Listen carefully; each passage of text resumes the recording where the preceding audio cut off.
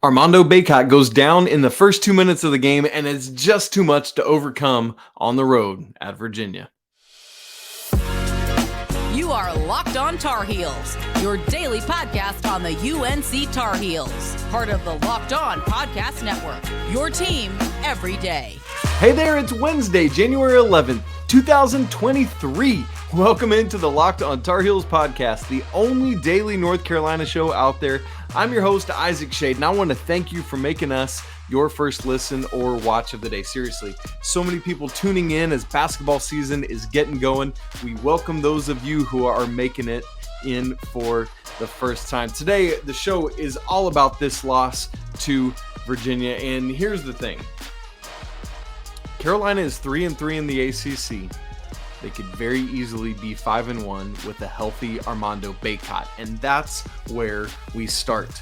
Eight straight losses for Carolina at John Paul Jones Arena, the home of the Virginia Cavaliers. Hey, good news though, Carolina hit 50 in this one. They hadn't scored 50 points at Virginia in the last 4 games there, but the Tar Heels do fall 65-58.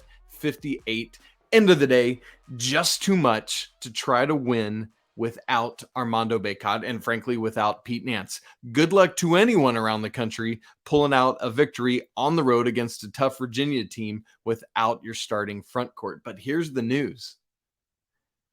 Carolina is a better basketball team than Virginia is. They're going to beat them in Chapel Hill, assuming you've got these two guys back healthy. That's the thing. So this is the big news. The big news of the night, though, Armando Bacot's injury goes down with a tweaked left ankle just under 2 minutes into the game. I believe it was like a minute 18 in. Unfortunately, it ends his 20-plus point scoring streak. He had 5 in a row of scoring 20 or more points. Obviously, that is over and gone. Had he not played, it would still be intact, but he did play. Obviously, no double-double in this one and no closer to Tyler Hansborough's rebounding record. Although, was Mondo credited for a rebound before he went out? Let me look at that real quick.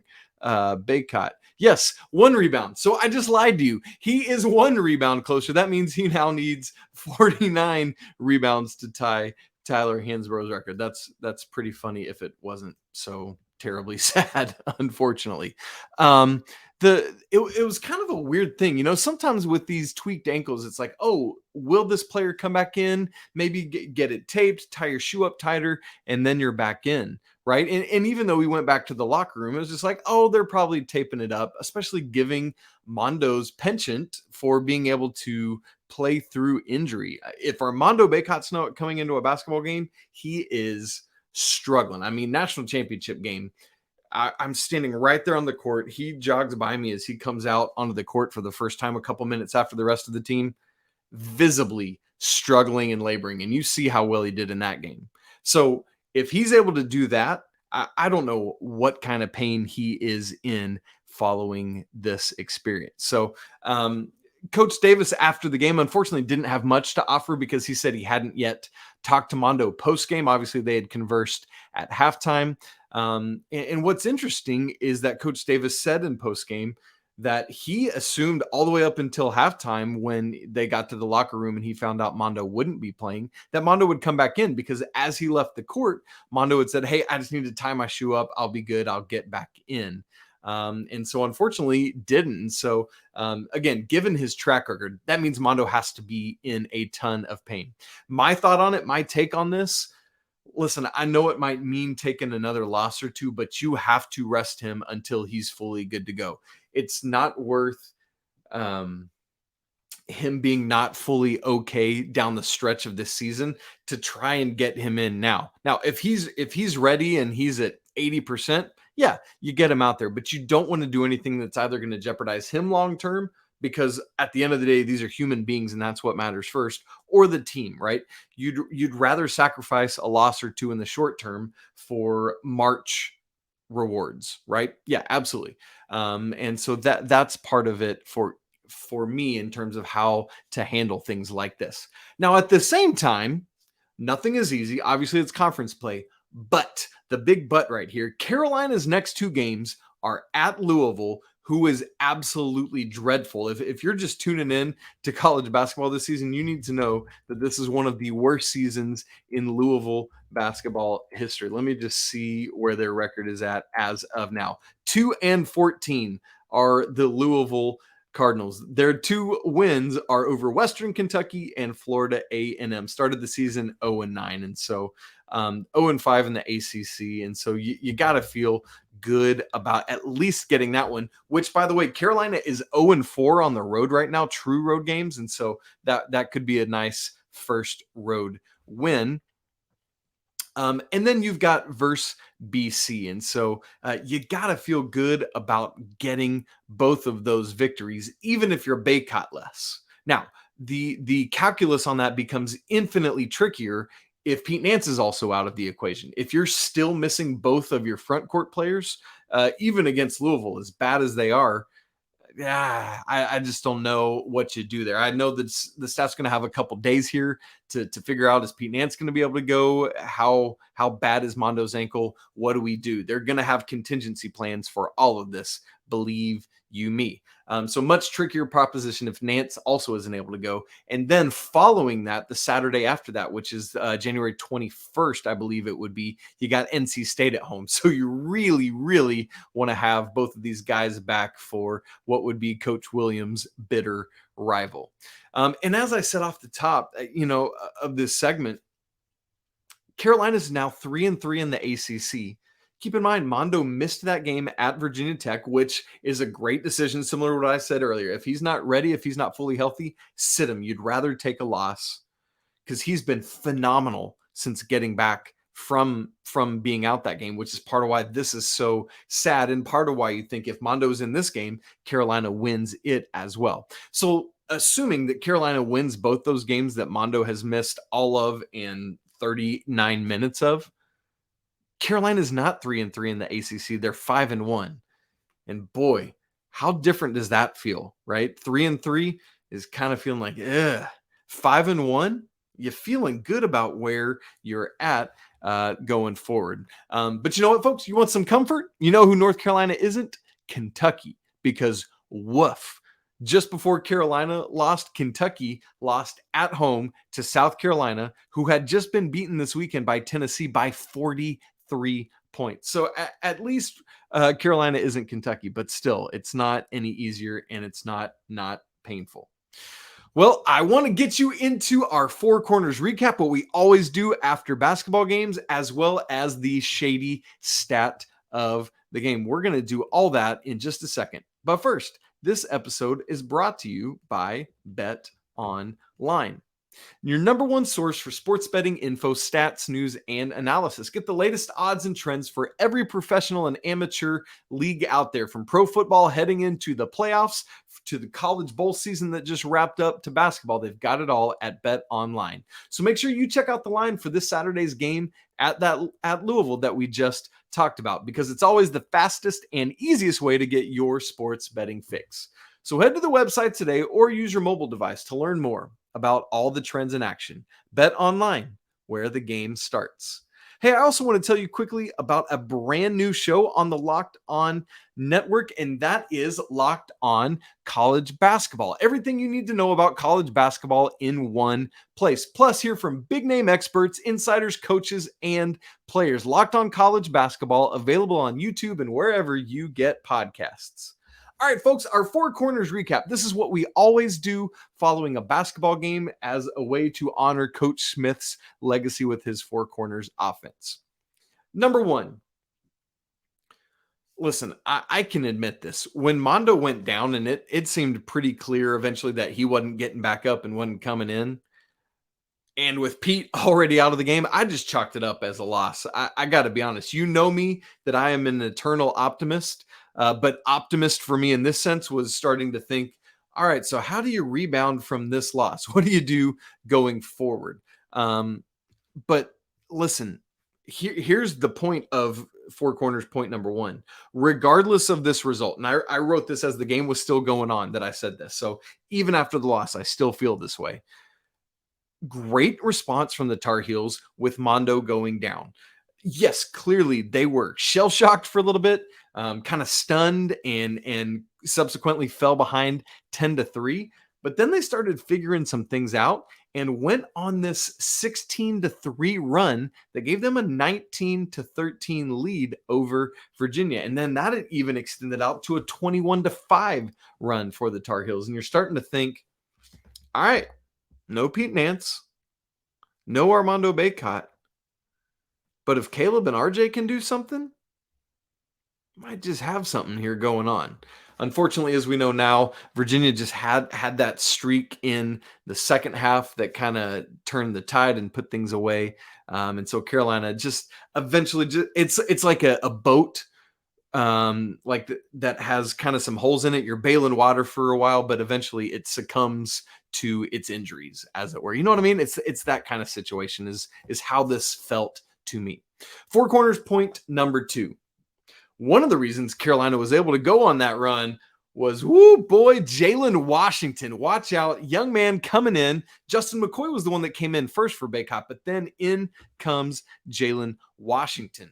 Ties the game at 10 with a beautiful extended baseline jumper. I mean, that shot, you've seen it now multiple times, but that's one of the furthest extended made baskets he's had this season. And boy, did it look good. Then on Carolina's next possession, slipping off some pick and roll action, just down between the middle, it was Kihei Clark, all 5'9" of him, 5'8" of him, whatever he is, that wound up on Jalen Washington. Nothing doing for him. Caleb Love finds Washington for an easy dunk in the lane. Carolina's up 12-10 at that point. And so Jalen Washington in the first half had 12 of Carolina's 29 points on 5 of 7 shooting. This young man, I don't know if we're calling this his breakout. Might as well, because dang. But here's the thing. As the game wears on, it's clear, like he ended up playing 27 minutes in this game out of necessity because you're missing your front court, both starters, and the front court's pretty thin already to begin with. And keep in mind, Wilcher, who's not going to get much playing time, but in a night like this game against Virginia might have, is out for the season already. But Jalen Washington, it's clear he's still working his way back into game shape, and even so hasn't been playing enough minutes. To that point, he had played before this 20 minutes all season, plays 27 minutes in this one. And so as the game wore on, his effectiveness wore off. And that's to be expected from a young man who hadn't played last year, coming off of ACL surgery, still trying to get his sea legs back. So just grace and patience with Jalen Washington. But my goodness, 13 total points on 5 of 11 shooting, 6 rebounds. Like, you see it all. I know he missed both 3-point attempts, but boy, that shot is pretty. Everything that Hubert Davis has said about him, you can take it to the bank. It looks good. Four Corners point number 3. I almost put up 4 there. Listen, I've been talking positively about what happened, as I often do, but there are no moral victories. This is a loss. Coach Davis said it in his press conference. He said he was perturbed and frustrated. Like, who was it? I don't even remember who it was that asked the question. Now, anyway, but said basically started off his question like, hey, coach, I know you're not looking for moral victories, and kept talking. And Coach Davis just cut him off. And he said, look, it's an L. This is our 6th loss. We needed to be better to win here. And he picked up the stat sheet and started pointing at it and banging on it and said, we have enough on this stat sheet to have won this game. Whew. I love the fire. This man just hates to lose. So no moral victories.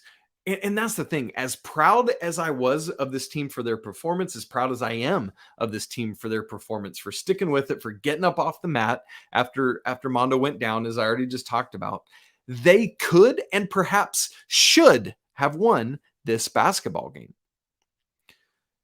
The biggest problem to me was a very similar scenario to Pittsburgh. We talked. A lot of people have talked about how bad the second half was at Pittsburgh. Fine, let them. The issue for me, and you've heard me say this, was the end of the first half at Pittsburgh. Carolina took a breath, got lackadaisical, and that allowed Pitt to get closer. Carolina still had the lead, but it closed the gap. Remember, I've said if Carolina had pushed that out to a 12, 15-point lead, I think Pitt's done at that point. Now, I'm not saying Carolina's going to put away Virginia in this moment, but down the stretch of the first half, it's the same thing. And this is what, to me, was what really hurt Carolina and put them in position.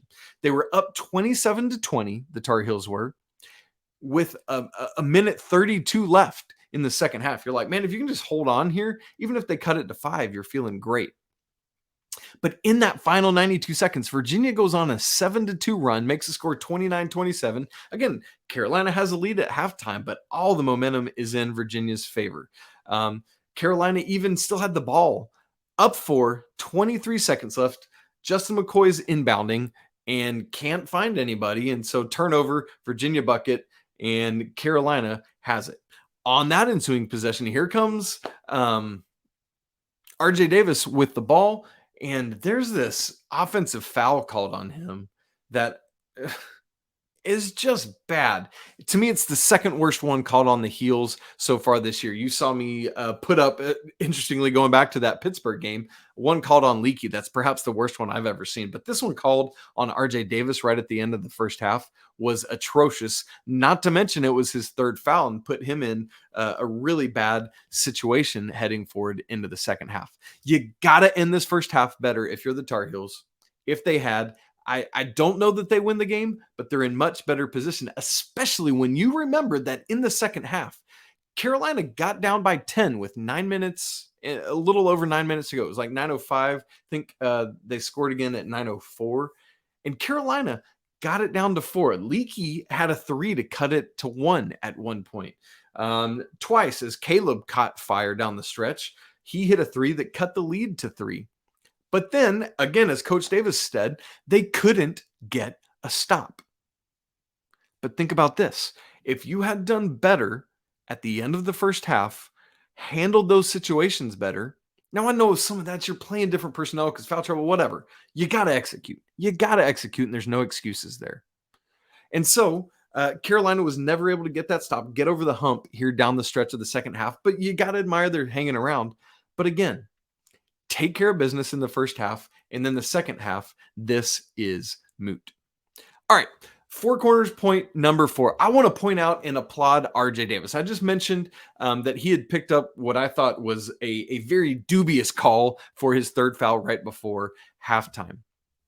But then he comes back. I think I had said this on Twitter or something, like, watch RJ Davis in this second half. Is he going to be able to stay away from foul number 4? Because if so, Carolina is in a heap of trouble, because that's just as good as Mondo being out with an injury, right? Well, he played, RJ Davis did, the entire second half, all 20 minutes, as did Leaky. Let's point that out. Leaky Black did as well. He had picked up that third foul, but RJ avoided the fourth foul. A time or two, he had to play a little bit of Ole defense, but did a really nice job of just walling up. And, you know, it meant a player scored over him a time or two, but you can get points back. You can't get fouls back. In fact, he played a better second half than he did a first half. So did Caleb, for that matter. In the first half, the two of them, Love and Davis, combined to shoot 2 of 9 from the floor, 1 of 7 from 3. Although Caleb did have 5 assists in the first half. Well done there. But in the second half, these two dudes combined to shoot 7 of 11 from the field and 5 of 7 from 3. And as a note, Caleb Love, with 12 minutes to go, was 1 of 8 from the floor and 0 of 5 from 3. So it's one of those classic games that you just got to put up with in the Caleb Love sphere of him just going off. One kind of negative note, though, is that both Caleb Love and RJ Davis had 4 turnovers. Not total. Each of them had 4 turnovers, 8 combined. And then we got to get to the Schadey stat of the game. We're sticking with our guy, RJ Davis. Why? You heard me say it a little bit, but that 3-point shooting is coming right on back for RJ. A slow start to the season. First 9 games, hear me, first 9 games of the season, he shot 11 of 42 from deep, which is 26.2%. In the 8 games since, he has shot 19 of 41 from 3, which is 46.3%, up 20.1% in that span, or a difference of 20.1%, I should say, not up 20.1%. And in the last 5, it's been even hotter. 15 of 30. He has shot exactly 50% from 3 the last 5 games. On fire, RJ Davis. So now for the season, he's up to 36.1%. So like 9.9% up is where he's up from those first 9 games, which is above his career average. His career average is 35.4. And now, you thought about, like, RJ shot really well from 3 last year, and you maybe feel like he's not this year. Well, guess what? RJ is only 0.6 of a percentage point behind where he finished last year. So I know some of that can be deceiving, but let's be perceptive to what's actually happening. RJ is on fire from 3. Don't miss it. It's been big for the Heels. All right, continuing forward, we've had our 4 corners recap. We've had our Schade stat of the game, and then we want to wrap up by talking about some odds and ends from this game. We'll do that in just a second. All right, so odds and ends. Here's where I want to start first. It's with the Justin McCoy of it all. Folks, let's be logical about this. There's this uproar after the game. Multiple people on Twitter, both anecdotally and statistically, talking about how miserable it sounds like Justin McCoy played in this game. And let's call a spade a spade. Justin McCoy was not great in this game. Justin McCoy was not good in this game. Like, looking at the plus minus, he played 15 minutes and he was minus 13. At one point, it was down at minus 16. And I hear that. I get it. But there's a couple things. Plus minus doesn't tell the whole story. You know what? Justin McCoy finished at minus 13. You know who else finished at minus 13 in this game? This little guy you like to call Leaky Black had the same plus minus. So again, it just doesn't show everything they're doing. Now, granted, Leaky's minus 13 was in 30 minutes of playing time, which is literally double Justin McCoy's minutes. So that's a thing. But just keep in mind, when we're talking plus and minus, when you see stat people throwing that out, it doesn't tell the full story. It certainly helps tell the story. Hear me not mitigating it. I love plus minus. I use it and I think it's helpful, but I just want to put it in its proper context. But a couple other things. That minus 13, he ain't doing that on his own. There's 4 other guys on the court with him contributing to that. It's not a personal individual plus minus number. It's just Carolina as a team was minus 13 with Justin McCoy on the floor. Here's another thing. A lot of people have been up in arms about McCoy playing over Dontrez Styles, who perplexedly, I get it. I'm with that. 0 minutes in this game. Like, in a game where you're missing both Nance and Bacot, at least get him out there. Like, something just is broken. I don't know what it is, and I don't know why it is that Coach Davis and the rest of the staff don't trust him, but they do not, and he's not seeing the floor. Like, whatever it is, he's not seeing the floor. And if not in a game like this one, I don't know when he's coming in. But in terms of Justin McCoy playing over Styles, Styles is not a front court player. Justin McCoy is. And on a night when you are already without Pete Nance coming into the game, Will Shaver coming into the game, who's not going to play much, but he might have in a game like this when push comes to shove. We've seen it earlier this season.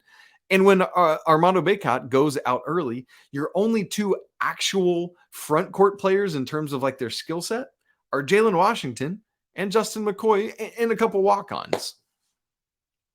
And so, yeah, Justin McCoy is going to get front court minutes over Dontrez Styles, who's not a front court player. Right? Now, I know you might think, hey, let's go small ball 4 and we can get him in. Sure, maybe. But if we're going small ball 4, I want Leaky at the floor. At the 4, I want Puff Johnson at the 4, not Dontrez Styles. Dontrez is a 3. Now, there is an argument to be made, and had some of these conversations on Twitter on Tuesday night, I should say it was, that like maybe his athleticism, Dontrez Styles, can help make up for a little bit of a lack of height. Like, he's 2 inches shorter than Justin McCoy, for example, and maybe so, but he's not a front court player. And so you don't play him over Justin McCoy. That's why Justin McCoy's in and Dontrez Styles is not. And for some other reasons that we don't know about going on clearly internally. And here's the other thing. With Jalen Washington being the only other front court player, we've already talked about it. He's not ready yet to play 30-plus minutes. If he was, Justin McCoy's not going to be on the floor. Jalen Washington is going to play all of those minutes. You know, Coach Davis is only going to play the people that absolutely have to play, or the ones that, whatever the situation calls for. Carolina right now is 358th in the nation out of 363 teams in terms of percentage of bench minutes played. So if Jalen Washington could have played the entire rest of the game, you best believe that he would have. Justin McCoy is in there out of positional necessity, out of lack of positional depth, and because Jalen Washington is just not back into full game shape yet to be able to go. You saw it. When Jalen Washington was fresh, he was great. As he wore down, he missed a bunny or two, some defensive assignments. You saw some of those defensive breakdowns, just wasn't fully ready. He'll get there. All right, a couple other odds and ends. We had several things on our what to watch for conversation yesterday, and so I want to look back on those and what we took away from those, what the answers were to those things to watch for. The first thing I had asked about was, will Leaky Black be marking Kihei Clark again as he did in the ACC tournament last year? And the answer to this one was no. I think that is a product, that's a product of Carolina going with their small ball 3 guard lineup again to start the game. I've been calling it 3G. I want to start doing that all the time. Carolina going with their 3G lineup to start the game out of without Pete Nance. And so out of necessity, Leaky can't guard the smallest player on the floor, because then what do you do with Seth Trimble and RJ Davis and Caleb Love? One of them is going to have to be guarding Virginia's 4, and that's just not going to work. And so that's a product of it. And so RJ Davis is the one on Kihei Clark. The second thing, what to watch for, how does Mondo handle the double teams against Virginia? Well, he didn't, because he didn't play. Answered. Next, 3-point shooting. We talked about, hey, Carolina's been making some strides. We already talked about RJ's. How did they do as a team? And then in particular, again, we were wanting to look at the combination of RJ and Caleb, because that's where the majority of the production has to come from. As a team, Carolina was fine. 8 of 24, that's exactly 33.3%. You'll take it. RJ and Caleb combined, 6 of 14. That's just one off of 50%. And so that's great. You'll take anything in the 40s. Absolutely. Like, that's great. All right. The fourth thing on our what to watch for is, did Seth Trimble start? And the answer to that was yeah. But interestingly to me, he only played 16 minutes. I had figured it would be more. I mean, there were multiple players playing in the 30s. 5 players played more time than him: Leaky, Caleb, RJ, and then Jalen Washington and DeMarco Dunn. Now, obviously, some of that is a product of what happened in this game with Armando Bacot. Let's not miss that. And so some of it, it's hard to draw any legitimate conclusions. You know what I mean from this? And so that's where it is. And then bench points was the other what to watch for we were looking at in this one. Carolina had 20 bench points. So in the past 2 games, they've had 22 and 20 bench points. Once again, some of that in this Virginia game is a function of Armando Bacot going down and having to literally bring in people off the bench. And so you kind of take that with a little bit of a grain of salt as well. Well, folks, tough one. You really wanted this game. Would love to see what it would have happened with a healthy Armando Bacot, but alas, it was not to be. So now you regroup, you reevaluate, you prepare for Louisville with Mondo and without, with Pete and without, and you just go from there and do what you do. Well, that's it for today's episode of Locked On Tar Heels. Thanks so much for tuning in. Coming up tomorrow, Jason Jordan joins me to talk about Ian Jackson, who was at the Notre Dame game this past weekend. Make sure you tune in for that. You can follow me on Twitter at Isaac Schade and the show at Locked On Tar Heels. Email us lockedontarheels@gmail.com. We want your nominations for Friday's Heel of the Week and Heel of the Week. Don't forget to subscribe, smash the like button, and leave your comments on your thoughts on this game. For your second listen, once again, check out our brand new podcast, Locked On College Basketball. College basketball experts Isaac Schade, I didn't write it, I'm just saying it, and Andy Patton bring you everything you need to know on and off the court. Plus, hear from big-name experts, coaches, and players throughout the basketball landscape. Locked On College Basketball, available on YouTube and wherever you get podcasts.